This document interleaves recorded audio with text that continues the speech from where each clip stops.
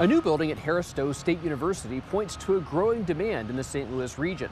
Job opportunities in science, tech, and engineering are expanding, and that means higher education has to adapt.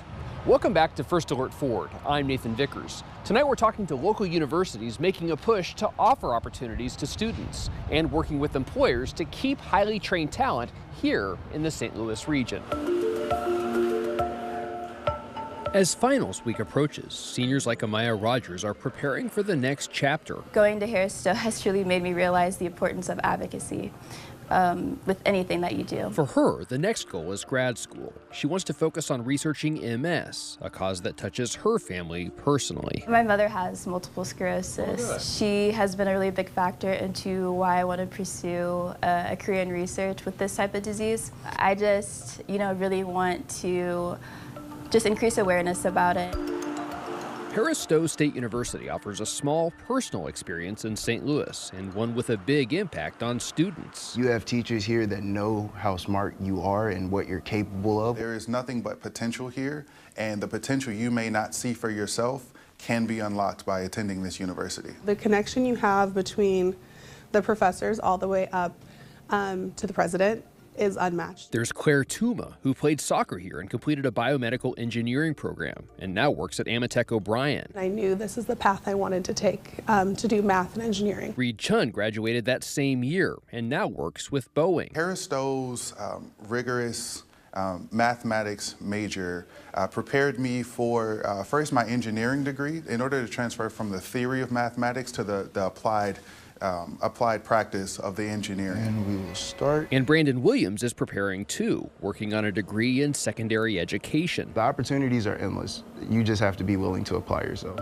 Science and tech programs have become a staple at Harris-Stowe, officially designated in 2021 as a STEM school by the state. Right now, STEM is our #1 degree producing program. Dr. LaTanya Collins-Smith is the president of the university. We want to create an opportunity here at Harris-Stowe for those students who may not, for whatever reason, be able to afford a four-year degree that's with a hefty price tag. We want to make sure that STEM related degrees are affordable. How can St. Louis keep up as a region with those kinds of demands? I think that more companies should be able to partner with their educational facilities here and in St. Louis and basically be able to share what it is that they are looking for.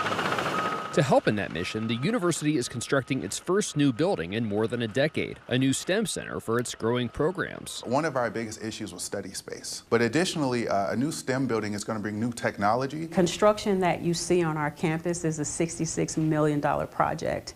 We've already raised about $42 million of that, so we're really excited to be more than halfway through. Nicole Blunt is the vice president for institutional advancement at the university, working to raise the remaining capital to complete the project. They'll have access to state-of-the-art labs. They will have makers spaces in this facility, which in fact are quite unique for a STEM building. Why are universities really focused on STEM right now? With artificial intelligence on the scene, we need to be prepared for that. We need to be prepared for what you see right now, which is major construction on our campus. You need engineers to be able to fulfill those jobs.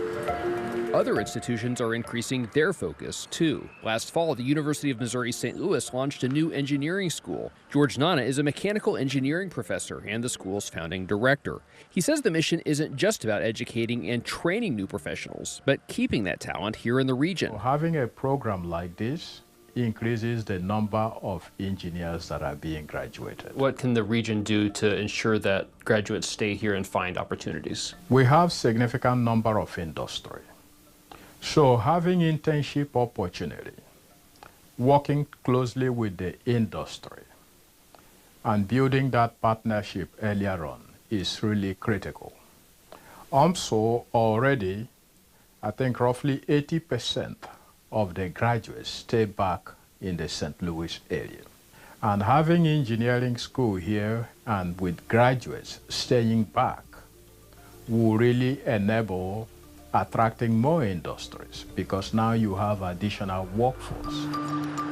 But retaining young graduates also means addressing larger issues in the region. I think the primary retainer for youth, for younger people, is going to be investment. Strengthening the pipeline between education, employers, and community. I think what will move St. Louis forward is interconnection to break down silos. In order to move St. Louis forward, we all have to work collaboratively together. For tomorrow's minds, moving forward starts with strengthening institutions and creating a place where graduates want to stay. We've made so many strides to really develop our students and the programs that we have, and we really should be recognized as a STEM school.